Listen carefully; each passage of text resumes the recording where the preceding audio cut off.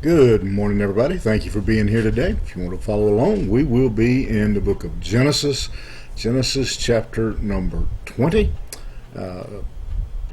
Genesis chapter 31, verse number 20. Maybe I will get it right here eventually.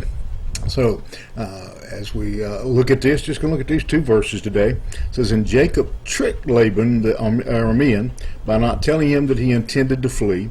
He fled with all that he had and arose and crossed the Euphrates and set his face toward the hill country of Gilead." This is an interesting story, a piece of the story, and it has people kind of go back and forth on how to what to make of what takes place here. What I'm going to share with you kind of I think what is the prevailing view of what happens here, what Jacob does. Just set the scene for a moment. Remember, Jacob has now been with Laban for 20 years, 14 as a laborer slash slave, the last 6 as somewhat of a business partner.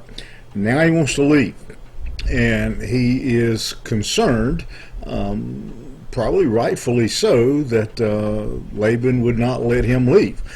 Jacob is a good worker. He's got Laban's daughters and grandchildren, and so it is conceivable that Laban would do everything in his power to keep him from leaving. At least I'm sure Jacob thought that. That was Jacob's opinion, that Laban would do everything he could to take Jacob's possessions, take his family. The possibility would be even there that to do so he would need to kill Jacob. It's hard to say how this could have played out. Jacob, it says here, decides that after telling Laban he won't leave, that he sneaks out and leaves. That he slips away with his family and all of his possessions. And again, the question that people wrestle with here was Jacob doing what was right by his family, protecting his family, the right thing to do, or by deceiving Laban, was that wrong? Should he have trusted God and went to Laban and told him what he planned to do and why he wanted to leave, and that they worked out an arrangement with the division of the business, get all the suspicion and everything taken care of, and just simply trusting God to take care of it. It is apparent here, I think apparent, maybe God told him to do it, doesn't say it. It's hard to believe that this is something that God would have directed Jacob to do, but Jacob again doesn't follow that path. He chooses to leave, and so what we see here is a case where Jacob does wrong to ultimately accomplish the right thing. Jacob is trying to get back to the land that has been promised to his family, and so he does wrong. I mean, the word there in verse 20, you can't avoid it. It says Jacob tricked Laban. And so Jacob just reminds us here that you can't, you can never do a wrong thing to get the right results.